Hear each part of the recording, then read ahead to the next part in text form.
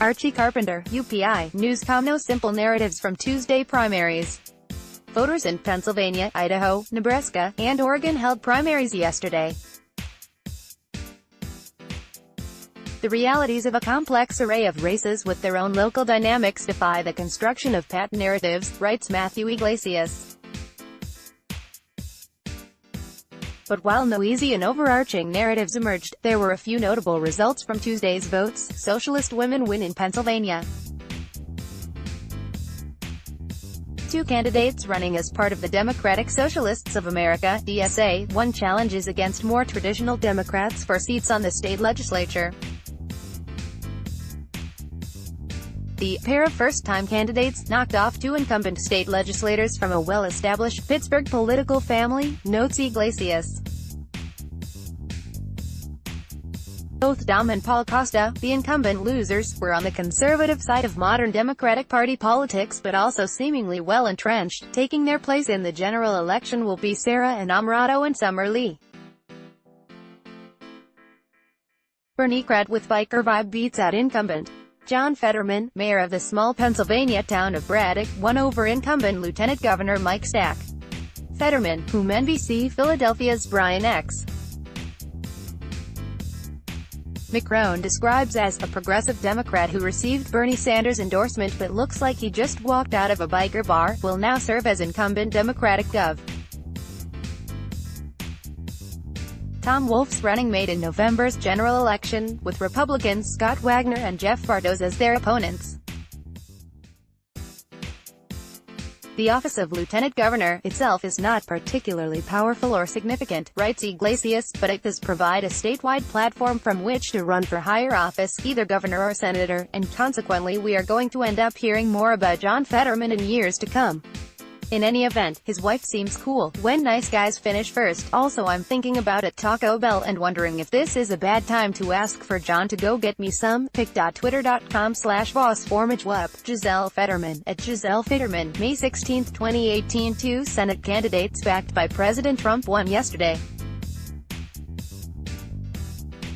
The Jim Christiana to become the Republican challenger for Democratic Sen. Bob Casey, who is seeking a third term in November, reports the Associated Press. Fisher, the incumbent, defeated four GOP challengers and will be the strong favorite to win re-election in deep red Nebraska. Congratulations to Deb Fisher.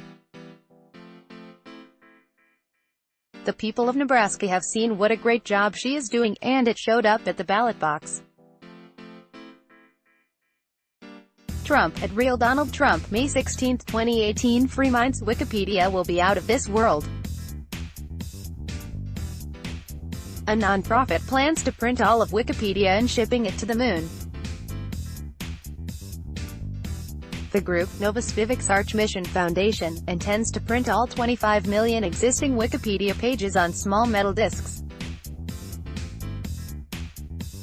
The project was inspired by Isaac Asimov's Foundation trilogy, which tells the story of a group of academics and artists tasked with preserving humanity's collective knowledge to mitigate an impending galactic dark age predicted to last for thousands of years, reports Motherboard. Free markets budget balancers stand alone.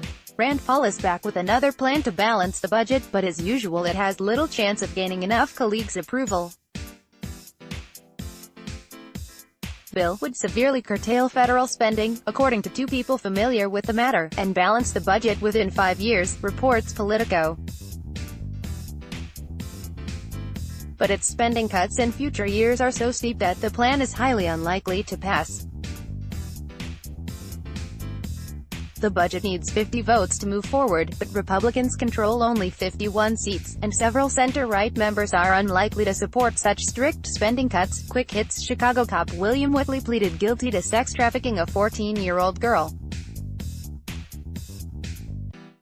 Our healthcare systems are designed for the workforce of 1950. We millennials have been accused in think pieces of ruining a litany of good things, including democracy, marriage, beer, and napkins, but I'd like to posit that American foreign policy is notably not among them, writes Matt Purple at The American Conservative. The ACLU is suing over Iowa's ban on almost all abortion procedures. North Korea watch. Bolton threatens North Korea talks. We shed light on the quality of National Security Advisor John Bolton already in the past, and we do not hide our feeling of repugnance towards him, wrote North Korean Deputy Foreign Minister Kim Kye-gwan in a Tuesday statement. Prior to the scheduled summit between North Korean leader Kim Jong-un and Donald Trump, unbridled remarks provoking the other side of dialogue are recklessly made in the U.S. and I am totally disappointed as these constitute extremely unjust behavior, wrote Kim Kye-gwan. It is absolutely absurd to dare compare the DPRK, a nuclear weapon state, to Libya, which had been at the initial stage of nuclear development. If the Trump administration fails to recall the lessons learned from the past when the DPRK-US talks had to undergo twists and setbacks owing to the likes of Bolton, he continued, and turns its ear to the advice of quasi-patriots, who insist on a Libya mode and the like, the prospects of the forthcoming DPRK-US summit and overall DPRK-US relations will be crystal clear.